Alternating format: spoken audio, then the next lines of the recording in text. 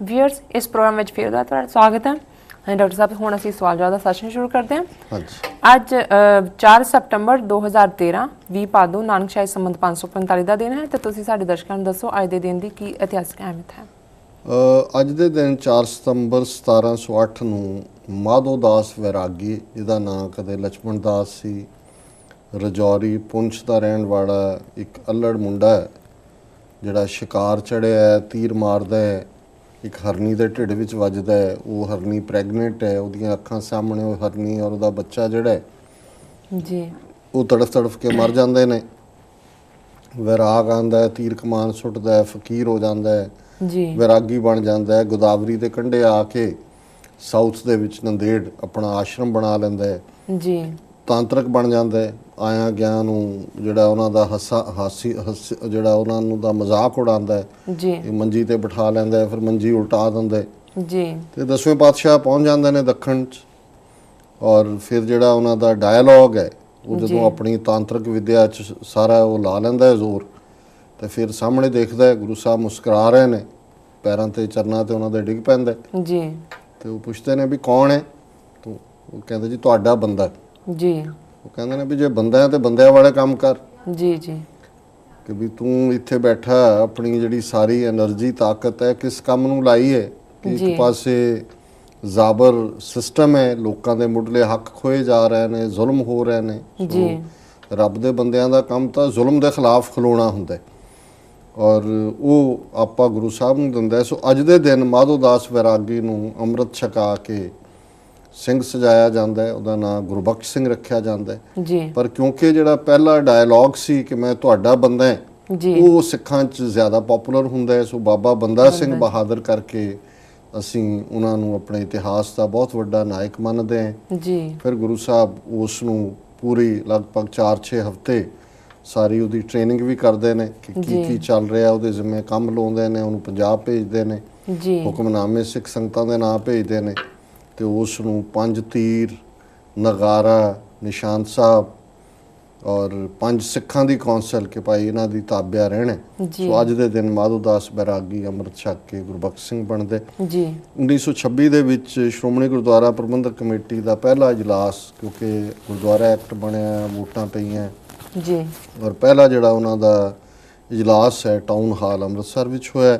ਜੀ 1985 ਦੇ ਵਿੱਚ ਜਿਵੇਂ ਅਸੀਂ ਨਵੰਬਰ 84 ਦੇ ਕਾਤਲਾਂ ਦੀ ਗੱਲ ਕੀਤੀ ਹੈ ਨਾ, ਇੱਕ ਵੱਡਾ ਕਾਤਲ ਦਿੱਲੀ ਦੇ ਵਿੱਚ ਲਲਿਤ ਮਾਖਨ ਤੋਂ ਬਾਅਦ ਅਰਜਨ ਦਾਸ ਵੀ ਹੋਇਆ, ਜੀ ਜਿਸ ਨੇ ਭੀੜਾਂ ਨੂੰ ਲੀਡ ਕਰਕੇ ਸਿੱਖਾਂ ਨੂੰ ਕੋਹ ਕੇ ਮਾਰਿਆ ਔਰ ਸਿੱਖ ਬੱਚੀਆਂ ਦੇ ਨਾਲ, ਬੀਬੀਆਂ ਦੇ ਨਾਲ ਜ਼ਬਰ ਜ਼ਨਾ ਕੀਤਾ। ਸੋ ਅੱਜ ਦੇ ਦਿਨ 1985 'ਚ ਅਰਜਨ ਦਾਸ ਨੂੰ ਸਜ਼ਾ ਯਾਫਤਾ ਸਿੰਘਾਂ ਨੇ ਕੀਤਾ ਦਿੱਲੀ ਦੇ ਵਿੱਚ। ਜੀ ਔਰ ਅੱਜ ਦੇ ਦਿਨ ਹੀ 1991 ਦੇ ਵਿੱਚ ਭਾਈ ਬਲਵਿੰਦਰ ਸਿੰਘ ਜਟਾਣਾ ਤੇ ਭਾਈ ਚਰਨਜੀਤ ਸਿੰਘ ਚੰਨਾ, ਜਿਨ੍ਹਾਂ ਬਾਰੇ ਅਸੀਂ ਕੁਝ ਦਿਨ ਪਹਿਲਾਂ ਜ਼ਿਕਰ ਕੀਤਾ ਹੈ ਵੀ ਕਿਵੇਂ ਉਹਨਾਂ ਦੇ ਘਰ ਨੂੰ ਸੁਮੇਧ ਸੈਣੀ ਔਰ ਜੀਤੇ ਪੂਲੇ ਨੇ ਅੱਗ ਲਾਈ, ਉਹਨਾਂ ਦੀ ਬਿਰਧ ਦਾਦੀ, 5 ਸਾਲ ਦਾ ਭਤੀਜਾ, ਉਹਨਾਂ ਦੀਆਂ ਕਜ਼ਨਸ ਕਿਵੇਂ ਸੜ ਕੇ ਮਰੀਆਂ। ਜੀ ਸੋ ਕੁਝ ਦਿਨਾਂ ਬਾਅਦ ਹੀ ਯਾਨੀ ਕਿ ਅੱਜ ਦੇ ਦਿਨ 4 ਸਤੰਬਰ ਨੂੰ ਭਾਈ ਬਲਵਿੰਦਰ ਸਿੰਘ ਜਟਾਣਾ, ਚਰਨਜੀਤ ਸਿੰਘ ਚੰਨਾ ਜਿਹੜੇ ਕਿ ਬੜੇ ਯੋਧੇ ਸਿੰਘ ਸਨ, ਉਹਨਾਂ ਨੇ ਕਈ ਜ਼ਾਬਰਾਂ ਨੂੰ ਸਜ਼ਾ ਯਾਫਤਾ ਕੀਤਾ ਹੋਇਆ ਸੀ। ਜੀ ਉਹ ਪੁਲਿਸ ਘੇਰੇ ਦੇ ਵਿੱਚ ਆ ਗਏ, ਉਹਨਾਂ ਨੇ ਮੁਕਾਬਲਾ ਕੀਤਾ ਜਿੰਨੀ ਦੇਰ ਉਹਨਾਂ ਕੋਲ ਅਸਲਾ ਹਥਿਆਰ ਸੀ, ਤੇ ਜਦੋਂ ਮੁੱਕ ਗਏ ਫਿਰ ਉਹਨਾਂ ਨੇ ਸਾਇਨਾਈਡ ਖਾ ਕੇ ਜਿਹੜਾ ਉਹ ਸ਼ਹੀਦੀ ਲਈ। ਜੀ ਵਰਲਡ ਹਿਸਟਰੀ ਦੇ ਹਵਾਲੇ ਨਾਲ 1813 ਦੇ ਵਿੱਚ ਪਹਿਲਾ ਅਮਰੀਕੀ ਧਾਰਮਿਕ ਨਿਊਜ਼ਪੇਪਰ ਜਿਹਦਾ ਨਾਂ ਕ੍ਰਿਸਚੀਅਨ ਅਬਜ਼ਰਵਰ ਸੀ, ਅੱਜ ਦੇ ਦਿਨ ਸ਼ੁਰੂ ਹੋਇਆ 1813 'ਚ, 100 ਸਾਲ ਪਹਿਲਾਂ। 1862 'ਚ ਜਨਰਲ ਲੀ, ਜਦੋਂ ਅਮਰੀਕਾ ਦੇ ਵਿੱਚ ਭਰਾਵਾਂ ਦੀ ਲੜਾਈ ਹੋਈ ਸਲੇਵਰੀ ਦੇ ਮੁੱਦੇ ਤੇ, ਨਾਰਥ ਤੇ ਸਾਊਥ, ਤੇ ਜਨਰਲ ਲੀ ਬਹੁਤ ਵੱਡਾ ਜਨਰਲ ਸੀ ਸਾਊਥ ਦੀਆਂ ਫੌਜਾਂ ਦਾ। ਉਸ ਨੇ ਨਾਰਥ ਦੇ ਉੱਤੇ ਅਮਰੀਕਾ ਦੇ ਜਿਹੜੀਆਂ ਨਾਰਦਰਨ ਸਟੇਟਾਂ ਸੀ ਉਹਨਾਂ ਤੇ ਅਟੈਕ ਕੀਤਾ 50,000 ਸੋਲਜਰਸ ਦੇ ਨਾਲ। ਹਾਲਾਂਕਿ ਇਨ ਦਾ ਐਂਡ ਡਿਫੀਟ ਹੋਈ ਸਾਊਦਰਨ ਸਟੇਟਸ ਦੀ। ਅਬਰਾਹਮ ਲਿੰਕਨ ਨੇ ਦੇਸ਼ ਨੂੰ ਇਕੱਠੇ ਰੱਖਿਆ, ਫਾਈਨਲੀ ਅਬਰਾਹਮ ਲਿੰਕਨ ਨੂੰ ਵੀ ਮਾਰ ਦਿੱਤਾ ਗਿਆ। ਪਰ ਇਹ ਵੀ ਅਮਰੀਕਨਾਂ ਦੇ ਹਿੱਸੇ ਹੀ ਆਇਆ। ਅੱਜ ਵੀ ਤੁਸੀਂ ਕਦੇ ਵਰਜੀਨੀਆ ਜਾਓ ਤਾਂ ਉੱਥੇ ਲੀ ਹਾਈਵੇ ਹੈ, ਬੇਸ਼ੱਕ ਉਹ ਵਿਰੋਧੀ ਜਰਨੈਲ ਸੀ, ਵਿਰੋਧੀ ਫੋਰਸਿਸ ਦਾ ਸਾਊਥ ਦੀਆਂ ਦਾ, ਪਰ ਬਹੁਤ ਬਹਾਦਰ ਜਰਨੈਲ ਸੀ। ਜਿੱਤ ਤੋਂ ਬਾਅਦ ਵੀ ਉਹਦੇ ਨਾਂ ਦੇ ਉੱਤੇ ਜਿਹੜਾ ਸੜਕ ਦਾ ਨਾਂ ਹੈ, ਮੇਜਰ ਹਾਈਵੇ ਹੈ ਜਨਰਲ ਉਹਦੇ ਲੀ ਦੇ ਨਾਂ ਤੇ। ਜੀ ਸੋ ਅੱਜ ਦੇ ਦਿਨ ਉਹਨੇ 50,000 ਫੌਜ ਨਾਲ ਅਟੈਕ ਕੀਤਾ ਸੀ। 1904 ਦੇ ਵਿੱਚ ਦਲਾਈ ਲਾਮੇ ਨਾਲ ਅੰਗਰੇਜ਼ਾਂ ਨੇ ਇੱਕ ਸੰਧੀ ਸਾਈਨ ਕੀਤੀ ਕਿ ਜੀ ਅਸੀਂ ਫ੍ਰੀ ਕਮਰਸ ਜਾਂ ਵਪਾਰ ਤਿੱਬਤ ਦੇ ਵਿੱਚ ਕਰ ਸਕੀਏ।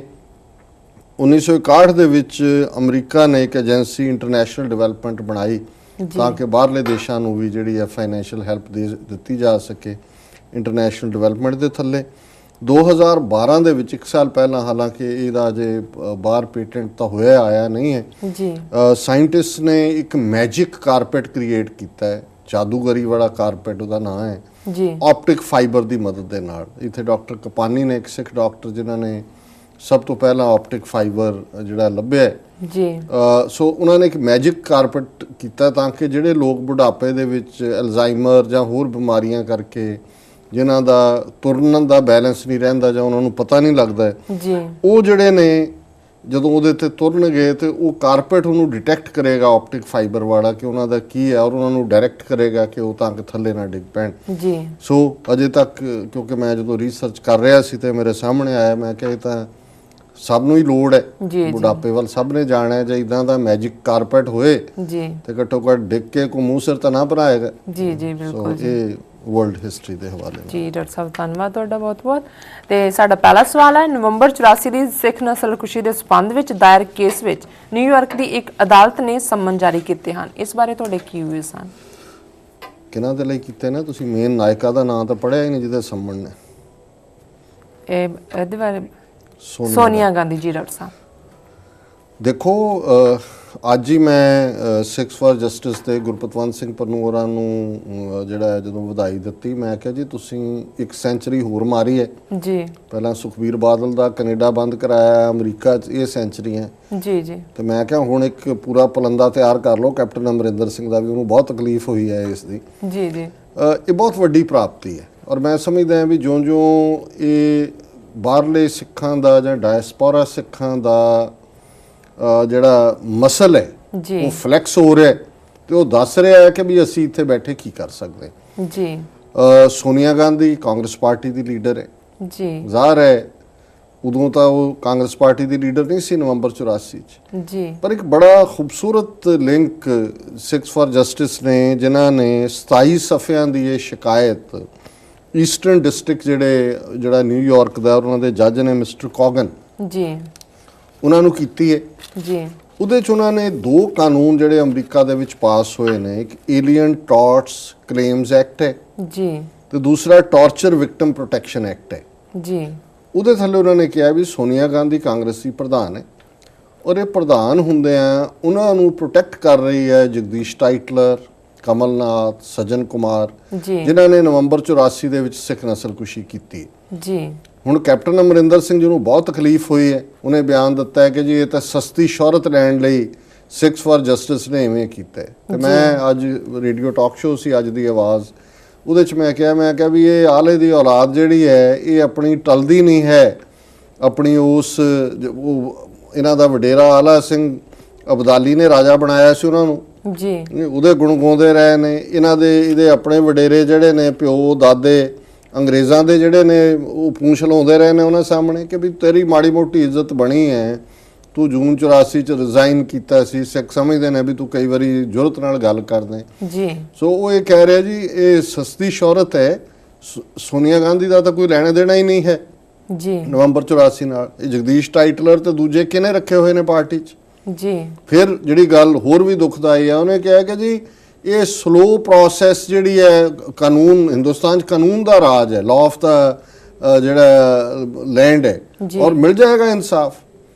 ਹੁਣ ਇਹ ਜਿਹੜੀਆਂ ਦੋਨੋਂ ਗੱਲਾਂ ਨੇ ਇਹ ਸਾਬਤ ਕਰਦੀਆਂ ਨੇ ਕਿ ਜਿਹੜੇ ਸਾਈਕੋਫੈਂਟ ਨੇ, ਖੁਸ਼ਾਮਦੀ ਲੋਕ ਨੇ, ਕਿੱਥੋਂ ਤੱਕ ਜਾਂਦੇ ਨੇ।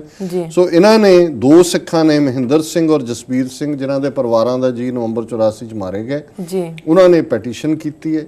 ਔਰ ਜਿਹੜਾ ਆਰਗੂਮੈਂਟ ਮੈਂ ਕਹਿਣ ਲੱਗਾ ਸੀ ਕਿ ਬੜੀ ਖੂਬਸੂਰਤ, ਕਿਉਂਕਿ 15 ਅਗਸਤ ਨੂੰ ਤਿਲਕ ਵਿਹਾਰ ਦਿੱਲੀ ਦੇ ਵਿੱਚ ਅਟੈਕ ਹੋਇਆ, ਉਹਨਾਂ ਤੇ ਹੀ ਜਿਨ੍ਹਾਂ ਦੇ ਮਾਰੇ ਗਏ ਲੋਕ ਜੀ ਜੀ।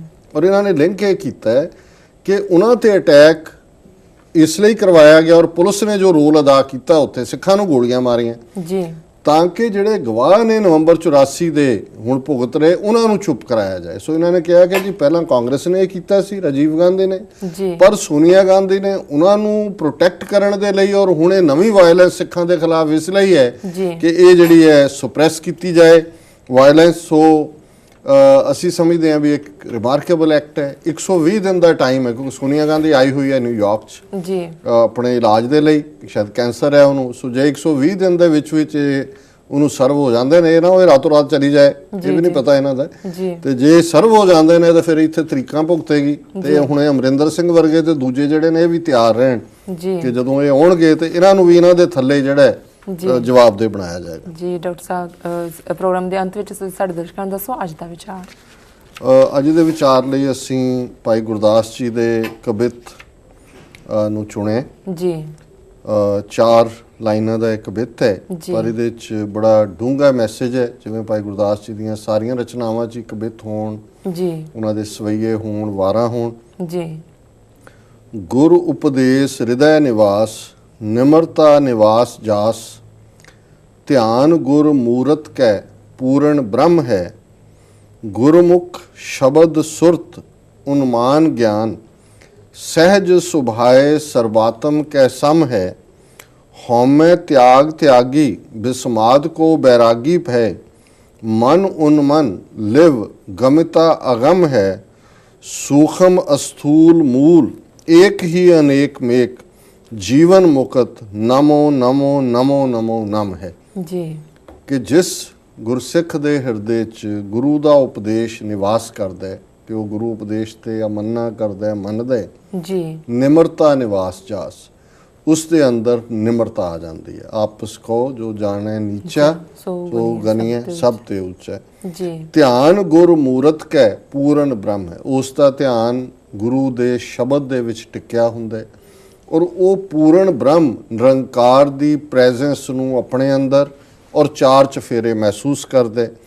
गुरमुख जिहड़ा है उस दी सुरत शब्द दे विच हुंदी है।